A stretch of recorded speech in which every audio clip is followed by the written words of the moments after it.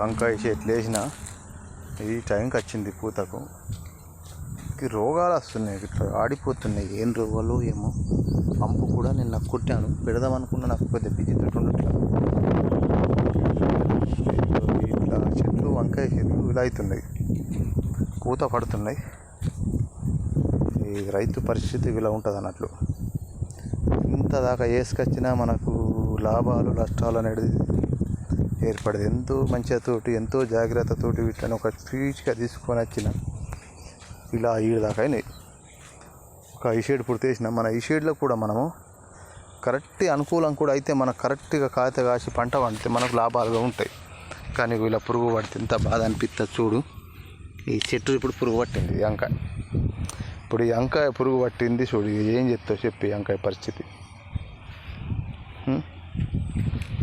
కరెక్ట్గా వండితే మనకు ఉంటుంది. కానీ అంటారు కొందరు, ఒక అరెకరంలో నేను వంకాయలు వండించి ఒక 2 నెలలలో 50,000 తీసిన వాళ్ళు కూడా ఉన్నారంటారు. ఇక వాళ్ళ అదృష్టం మనకు కలిసి రావాలా. మా అదృష్టంలో ఉన్నదో లేదో, ఒక ఇషేడ్ వేసిన చెట్లనే వెళ్తా అంటారు.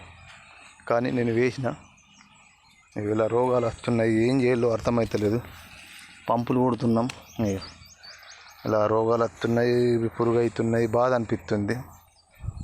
ఏం చేద్దామో ఏమో. ఇక వాళ్ళ నా కామెంట్లో తెలిసిన వాళ్ళు ఉంటే, ఏమన్నా ఐడియా ఉన్న వాళ్ళు శాస్త్రవేత్తలు కానీ వాళ్ళ అనుభవాలు వాళ్ళకు ఉంటాయి. ఇలా రోగం వస్తున్నది.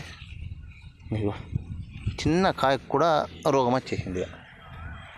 ఇది ఎలాగా అర్థమవుతలేదు, చిన్నగా ఉన్నది.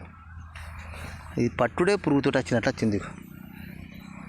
ఇది ఇక ఎట్లనో ఏమో. ఏదిగా మీకు తెలిసిన వాళ్ళు ఉంటే కామెంట్లో పెట్టండి. ఈ వంకాయ ప్రతి ఒక్క వంకాయకు పుచ్చి పంపులు కుట్టినా కూడా ఇక పుచ్చి ఎంత పెద్ద వంకాయ ఎంతో ముద్దుగా అయింది అనుకున్నాం. ఈ పుచ్చు ఎలా అయిపోయింది. పుచ్చి వంకాయలు అంటారు లేదా, పుచ్చోడ పుచ్చి వంకాయలు అన్నట్లు.